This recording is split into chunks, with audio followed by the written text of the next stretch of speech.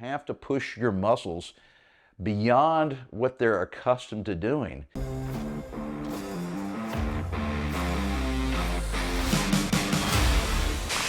Hey guys, I'm Mark McKillier with Live Anabolic, and today I want to give you guys some tips on how to build muscle faster, especially for us older guys.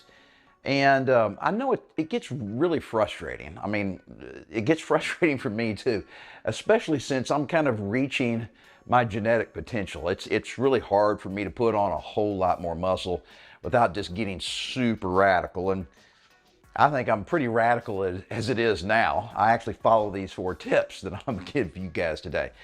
But for you guys starting out, even you guys that are intermediate and have been working out for 6 months or maybe a year or 2, these 4 tips will really help you pack on muscle a whole lot faster than you currently are. All right, so tip number 1 might surprise you a little bit because most guys watching right now are going to think I'm going to give you all these different workout tips, right? Well, the first one is a curveball, and that is your nutrition. More specifically, your protein intake. So guys, you know, when we work out, I mean, the way your muscles grow is you actually tear them down. We actually damage muscle fibers intentionally when we're working out. And I'm going to get to that in the other tips. But for the muscles to grow, they need to have enough protein, all right, during that repair process. And the repair process is 2 or 3 days, guys. So you can't just take a protein bar right after your workout and think you're done. It's because your body is, those muscle fibers that we've torn down and damaged during that workout, they're going to be requiring a constant supply of protein over the next 2 to 3 days as they regrow and get a little bit bigger and a little bit stronger. So the problem is getting enough protein and knowing how much protein you need to take. So this is a good rule of thumb, guys. Take your ideal body weight. All right, so if you're 50 pounds overweight, you are not at your ideal body weight. Let's say you weigh 250 and you know realistically you should weigh 200. You'd feel happy. Take 200 pounds as the ideal body weight and multiply that by 0.7, all right? That is roughly how many grams of protein you need to eat daily. All right, so 0.7 times 200 is 140 grams of protein. Now, are you getting 140 grams of protein if your ideal weight's 200 pounds, day in and day out? Most guys have no clue. And most guys are not getting 140 grams. All right, so it's much harder than you might think. And that's why it's important that you write down what you eat. Just 1 or 2 typical eating days. And then at the end of the day, there's all kinds of apps you can find that are free on the internet that allow you to go back and look at the food and calculate how many grams of protein are in the food you ate. All right. You have to do this. You have to know. So that's a real good rule of thumb. If you're not getting 0.7 of a gram of protein per pound of ideal body weight, day in and day out, you're not going to grow muscle nearly as fast as you would be able to if you just took care of your nutrition. All right, now tip number 2, and we're going back into the workouts now, all right? And that is, guys, please figure out if you're using the correct form when you're doing every single exercise. So and when I say correct form, let me get a little more detailed. I mean, you guys really need to feel that mind-muscle connection. I don't know if you've heard that term before, but it's kind of a generic term that means something a little different to everybody. And so when I say mind-muscle connection, it means you need to not focus on lifting the weight. I like to use curls as an example of an exercise because you can see it, okay? But I like to think of not lifting the dumbbells when I'm doing a curl. I like to focus on feeling my biceps contracting. I know it might just be a subtle difference between the two, but just experiment and try it. A lot of times when I'm lifting and I'm really straining, I actually have to close my eyes because I'm straining so hard, okay? And when I'm doing that, I'm actually envisioning my arm, the bicep, contracting, all right? It will help, all right? Now, the other thing is, when I'm talking about form, is you need to make sure you're not using too heavy of a weight. Because what happens is, so many times we'll use just a little bit too much weight. And instead of feeling the muscles contract, you end up just focusing on getting that heavy weight up. And you just use a little bit of back or momentum, okay? That'll kill you, all right? Yes, you still build muscle, but not as fast as you otherwise could. And that's what this video is about, helping you guys speed up the muscle growth process. So you got two parts to a movement of every exercise. Let's just focus on curls again. So I'm holding a dumbbell here. When I'm lifting the dumbbell up, I'm contracting the muscle. I'm shortening the muscle fibers. That is called the concentric part of the movement, okay? And that's what most guys think is the most important part. And then they just let that dumbbell fall back down, and they slowly bring it up and then let it fall down. Well, the lowering of the dumbbell or the lengthening of the muscle fiber is called the eccentric part of the movement. Guys, that is just as important. Matter of fact, some studies say it's more important than the concentric part. So if you're doing a chest press, all right, that's the concentric part. The eccentric is when you're laying down, of course, and you're lowering the dumbbells back, all right, towards your chest. That's just as important, guys. So anyway, form, feeling the muscles contract, and then feeling the muscles control the weight on the lowering part, on the eccentric part of every rep is really critical. And as an example of this, I have a young buddy of mine. He's 30 years younger. He's in the Marines, and we've worked out on and off over the years. And this really hit home for him about a year or two ago, matter of fact.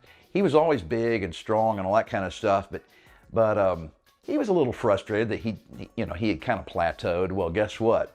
He really started focusing on his form and feeling, and to do that, he lowered the weights. He lowered the amount of weight he was using on every single exercise, all right?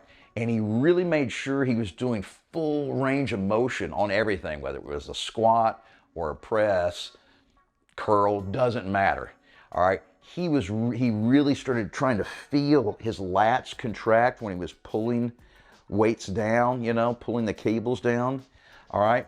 And guess what? The guy just exploded. He's a monster now. He's really big.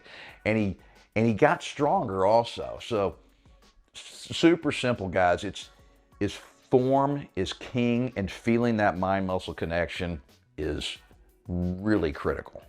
Number 3, rest and recovery. So, if you do number 2 right, your form, you're damaging those muscle fibers, okay? And then, of course, it takes 2 to 3 days for the muscles to regrow. And your body's pretty clever. It's pretty smart. It knows that, when they regrow, we need to make these muscles a tiny bit bigger and a tiny bit stronger than before so that it can handle the stress that you're putting on them, okay? Well, as we get older, it takes longer for our muscles to repair. I mean, that kind of goes without saying, right? All your injuries, everything, even a little scab on your skin just takes longer to heal when you're in your 50s and 60s versus when you were 20. Same thing goes with your muscles. So guys, you need to get enough sleep, 7 to 8 hours. And that needs to be kind of consistent, day in and day out. You just can't do that 2 or 3 days a week and think you're getting by. So that's even more important. And then another thing most people don't realize is, our hormones are really important for building muscle as fast as possible. Your testosterone levels, your human growth hormone, all those hormones are primarily produced at night when you're sleeping. That's when your body produces the vast majority of all these great hormones. And the more of those we have in us, the faster we can build muscle. So if you're not getting enough sleep, then you're not getting, it's going to kill your testosterone levels. It's going to hurt your human growth hormone levels, and not to mention a bunch of other, hormones that are floating around. And all that detracts from your body's ability to build muscle efficiently. Now, you can still build muscle. Don't misunderstand me. It's just you might only be building muscle at 50% of what your body's capable of. Because all these four tips are all little pieces to the puzzle. And if you're missing one or two or three of them even, all right, you can still build muscle, but it just takes a long damn time. All right, and these tips are basically to help you maximize, build muscle faster than you have been, because you probably have been screwing up. All right, now the fourth and final tip, guys, is the no fun one. Intensity.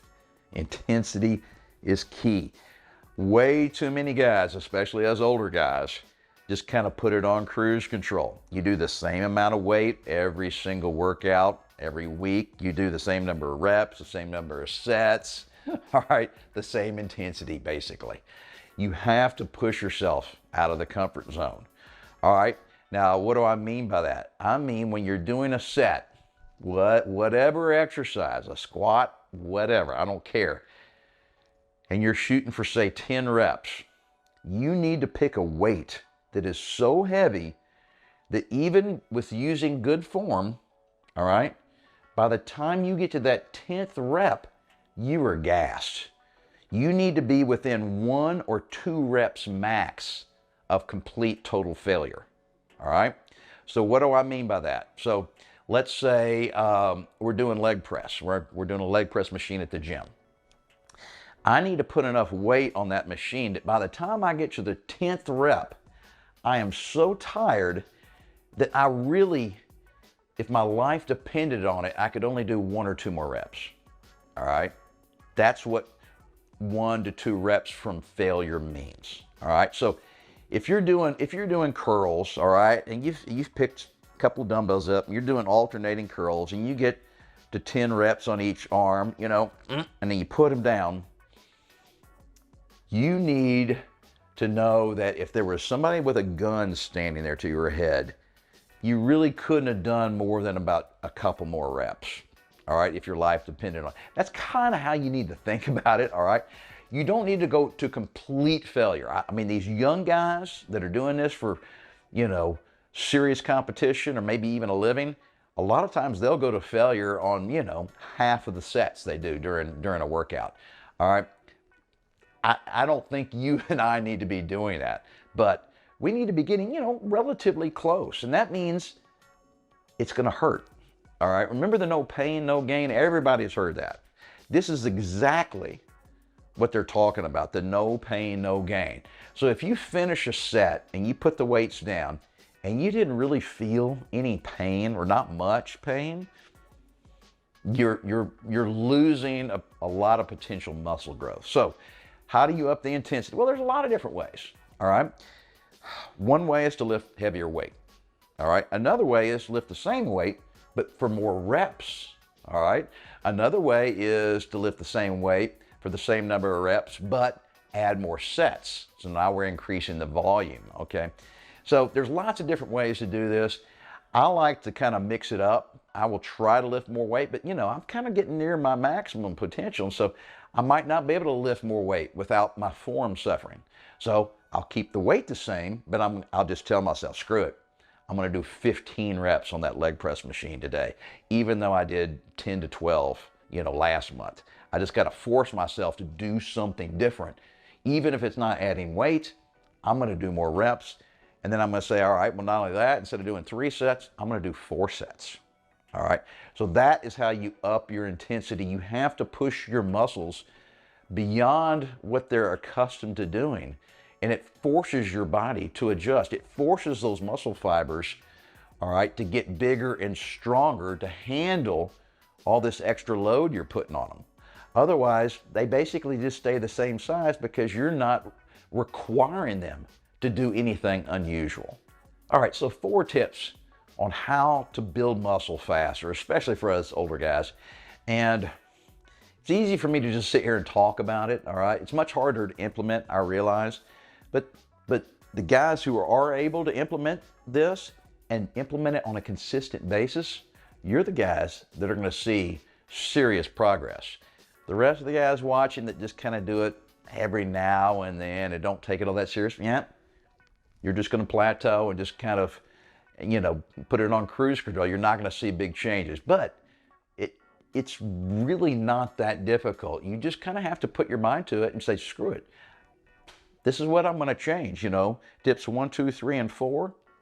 I'm just going to get a little bit better, all right? And then I'm going to see progress. Then that's going to motivate you to even do better at these 4 tips, which means you'll see even more progress. So basically, progress results in even more progress because you become inspired. You see results from making little changes in your life, and then you can make bigger changes. Just kind of, it's a cumulative effect. But guys, remember, it's not going to happen if you just do it occasionally. You have to be consistent and stick with it and never give up on yourself.